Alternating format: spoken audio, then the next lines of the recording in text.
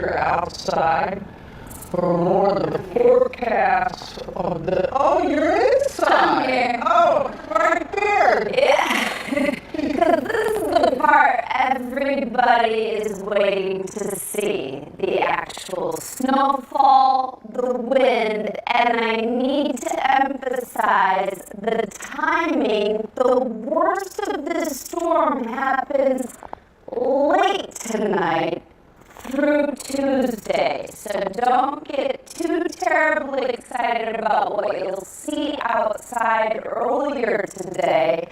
There will be light snow, and from southwest to northeast, it starts to increase numbers-wise. Washington, D.C. in the 1 to 3. We've got Philly at that line, right between 3 and 6 and 6 to 12.